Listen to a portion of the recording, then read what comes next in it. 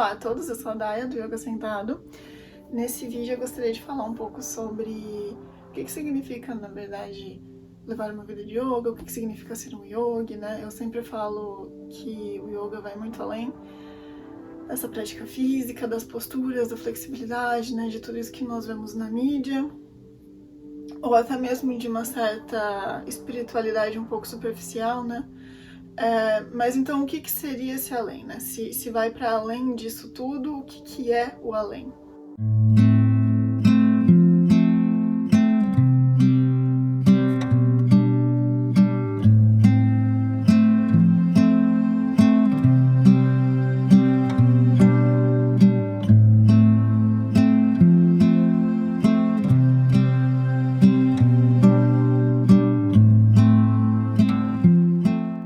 O yoga é um estilo de vida, acima de tudo. Bem basicamente falando, é um estilo de vida onde existem certos conceitos de como éticos, né, de como nós vivemos a vida de uma maneira a nos ajudar nos conflitos humanos que todos nós passamos, né? Eu, você, seus familiares, seus amigos. Sendo humano, nós vamos passar por conflitos internos e externos, desafios, polarização. O nosso mundo é muito polarizado, né? Então isso faz parte da vida, isso faz parte da nossa experiência, né? E dentro desses conflitos, como que nós conseguimos encontrar o equilíbrio, né? E levando sempre em conta que desequilíbrio também é normal e faz parte da vida, né? É difícil manter a linha do meio, né? Não é uma tarefa fácil, por isso que a gente tem que fazer tanta prática, por isso que a gente tem que se empenhar, a gente tem que tomar decisões para viver essa vida do yoga. Isso, no final das contas, é sobre essas decisões, né, que nós tomamos. E o que nós podemos fazer para tornar a escolha desse caminho do meio mais fácil, para tornar a nossa experiência mais fácil. Se você pensar dentro de nós passamos por conflitos também, né? A nossa mente às vezes diz uma coisa, nós agimos de uma forma diferente ou falamos de uma forma diferente. Existe um ditado que a mente é um excelente servo e um péssimo mestre. E é exatamente isso. A mente humana é brilhante, a nossa mente é brilhante. Nós podemos utilizar a nossa mente e o nosso corpo da melhor forma possível, utilizando esse potencial para encontrar o equilíbrio, ou nós podemos sucumbir a esse potencial e deixar que ele tome conta de nós e daí é desperdiçado completamente, né? E se nós não tomamos as rédeas da nossa vida, se nós não tomamos as rédeas da nossa mente, ela toma conta. Basicamente é isso, né? Então o yoga seria uma forma, dentro de um estudo muito maior, que é chamado Vedanta, que fala muito sobre essas dualidades da vida, dualidades da nossa experiência e como nós podemos encontrar equilíbrio, como nós podemos viver esses conflitos, viver esses desafios de uma maneira mais leve, digamos assim, de uma maneira mais aceitar melhor as oscilações da vida, né? Com mais harmonia e mais paz. Então é algo que independe muito das suas crenças, da sua religião, é algo muito... Tudo que nós estudamos no yoga, óbvio que tem o aspecto da espiritualidade, que é uma grande parte, sim, da prática, mas é um conjunto de preceitos éticos universais, vai muito, muito além, né, do que de somente crenças também, né? Então, eu gostaria de ir um pouco além desses estudos, vamos ver um pouquinho sobre o que seriam esses primeiros passos, né? Desenvolver um pouco além do óbvio. Bom, então, um dos textos principais que nós utilizamos dentro da prática de yoga é chamado os Yoga Sutras de Patanjali. Patanjali, nós não sabemos se é um autor ou se são vários autores, mas os Yoga Sutras são textos bem antigos, né, védicos. E nesses textos é falado sobre o que é uma vida de yoga, qual o objetivo, né, o porquê, como nós podemos viver uma vida de yoga, e o que compõe isso, né. E dentro, então, desses textos, nós encontramos algo que é chamado os 8 membros do yoga. Talvez até você já tenha ouvido falar, porque é algo mais ou menos bem difundido no meio, né? Os 8 membros, essa palavra membro, na minha opinião, é um pouco confusa.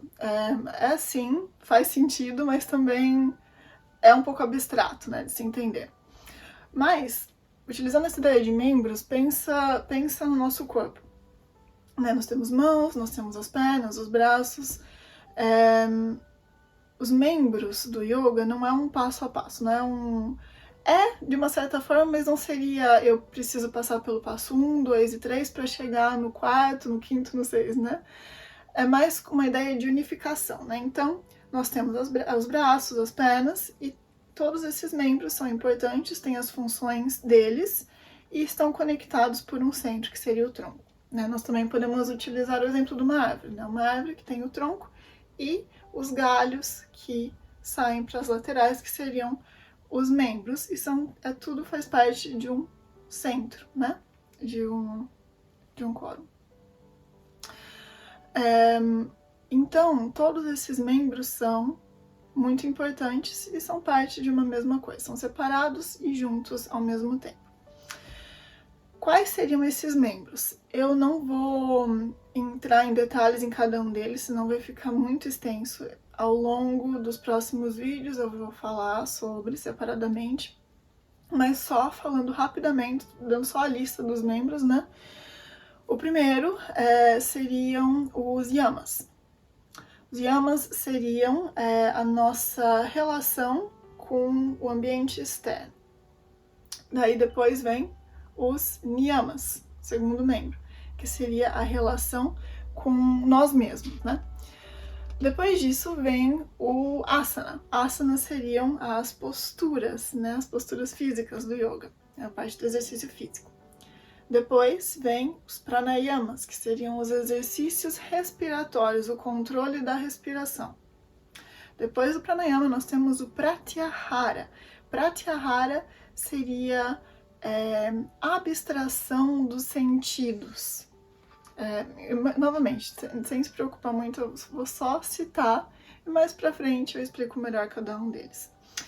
Depois nós temos dharana, que seria foco, concentração.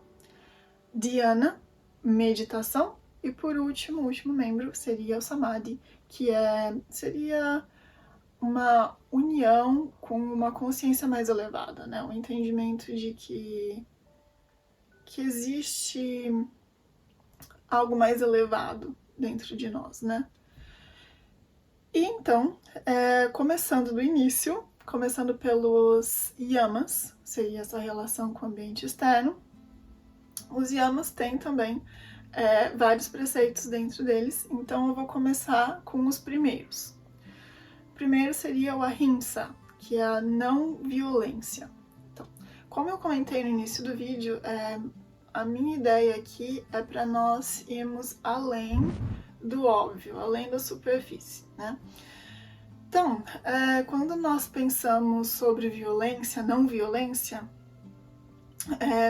é muito óbvio a gente pensar, claro, né? Violência é algo ruim, a gente sabe que violência é uma coisa ruim, né?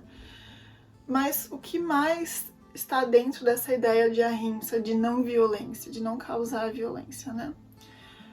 Dentro do yoga existe essa noção de que tudo que é externo é um reflexo do interno. Existe uma unificação. Yoga significa união. A tradução é união. E união em vários sentidos, né? E união do interno com o externo, da mente com o espírito, união do corpo físico com o corpo espiritual. Existe esse reflexo, né? E E não é algo que inicia em um para terminar no outro, é mútuo. Então, ao mesmo tempo que o interno é um reflexo do externo, o externo é um reflexo do interno. Então, se você quiser afetar o externo, você tem que trabalhar o interno. Se você quiser afetar o interno, você também tem que afetar o externo, tem que trabalhar o externo. Eu sei que parece um pouco confuso, mas calma. Vamos aos poucos, né? Então, essa comunhão de tudo mostra que tudo aquilo que eu faço para o outro, tudo aquilo que de ruim que eu faço a mim mesmo vai se refletir no meu ambiente, entende? Ou tudo aquilo que eu faço de ruim para o ambiente também vai se refletir para mim. Não tem como separar, né? Está tudo unido, né?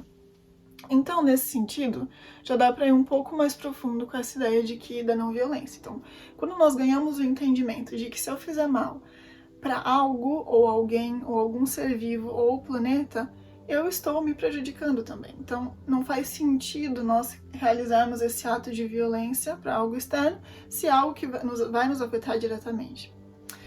Porém, se a gente for um pouco mais além, vamos pensar nessa relação da não violência com nós mesmos, né?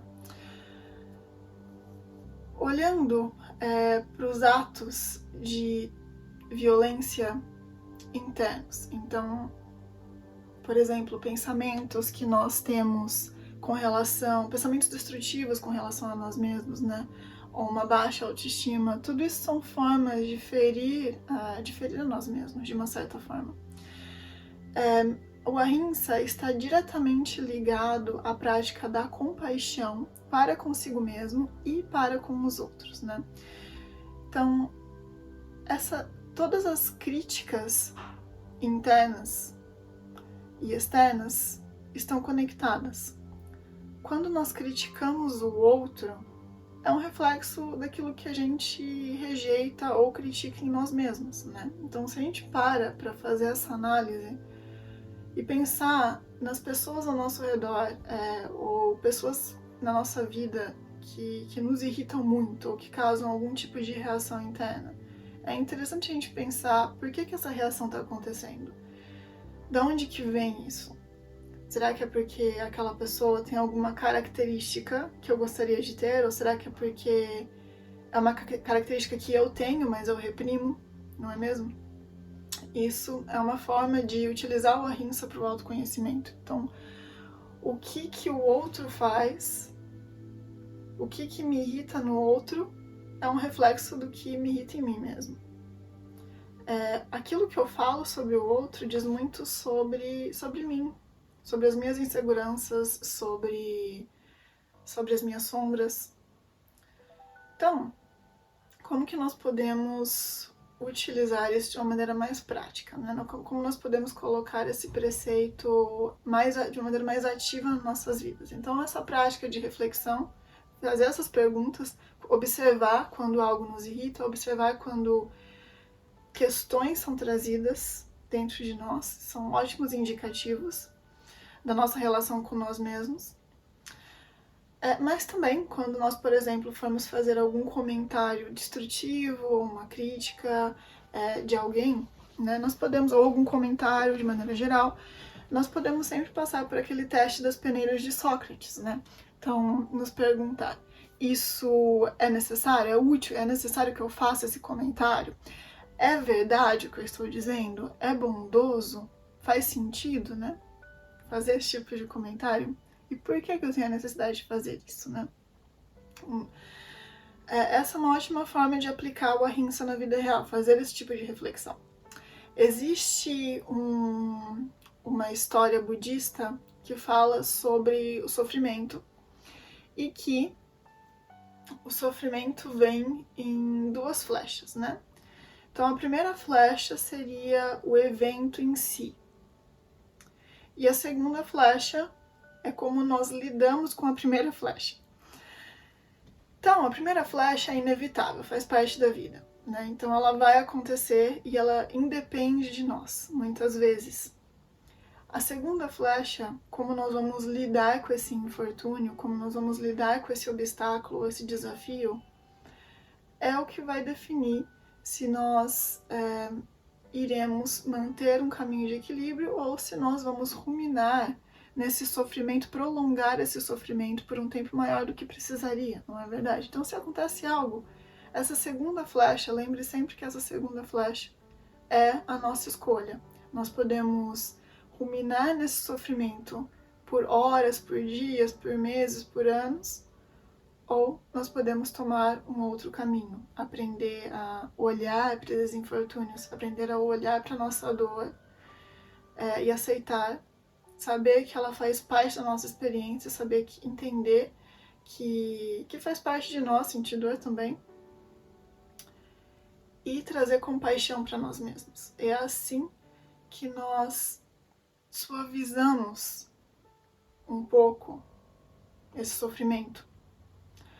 Então, outra questão que nós vemos muito hoje em dia na espiritualidade, no yoga, né, é a existência de uma positividade tóxica, né? Então, que seria mesmo ignorar tudo de ruim que existe ou fingir que não está ali, né, que o nosso sofrimento, que a nossa dor não está presente, o que também não é uma estratégia boa, porque quando nós rejeitamos algo, aquilo só se torna mais forte. Então, como que nós podemos, e essa é uma ótima reflexão, para um pouquinho e pensa, como que eu posso trazer mais compaixão para mim mesmo? Como que eu posso dar a mim aquilo que eu gostaria de receber de um amigo, ouvir de um amigo, esse apoio? Como que eu posso me dar mais apoio? E essa é a maneira como eu gosto de olhar para o Ahimsa, né? Então, como que eu posso olhar para todas as partes de mim mesmo de uma maneira com amor, com compreensão e integrar essas partes, né? Não deixar que as partes dolorosas, as partes mais sombrias sejam rejeitadas ou tomem conta da nossa vida, né? Como que nós podemos amparar a nós mesmos. E isso, sem dúvida, vai se refletir não só com o tempo, com a prática, na sua relação consigo mesmo, mas vai se refletir de maneira mais duradoura na sua relação com as outras pessoas ao seu redor e com as pessoas ao seu redor. Então, esse é o primeiro dos yamas, a ahimsa, a não violência. Próximo é o satya, que seria verdade, né? O compromisso com a verdade, que também é um que eu gosto muito, mas eu vou deixar para desenvolver num próximo vídeo. Vamos então ir aos pouquinhos e só ouve tudo isso que eu falei com relação à ahimsa e só reflita um pouco sobre essa questão da não violência, da compaixão para consigo mesmo, né? Como que isso afeta a sua vida, qual é a sua relação, qual é a sua relação consigo mesmo? É uma relação de violência? É uma relação de simplesmente permitir tudo, mesmo sabendo que algo não é bom para os outros ao seu redor, ou até para si mesmo? Qual que é a sua relação consigo mesmo? Você dá o suporte que você precisa? Então pense um pouquinho, observando também as relações na sua vida mais importantes, como você lida, como que é a sua comunicação, como se você traz violência na sua fala, nos seus atos. Violência pode vir de várias formas, né? Pode vir nos pensamentos, pode vir nos sentimentos, nas ações e na fala também. Então, o meu convite é fazer essa reflexão. Muito obrigada por ter ouvido. E no próximo vídeo, então, eu vou continuar com a ideia de Satya, verdade, o compromisso com a verdade. Satnam.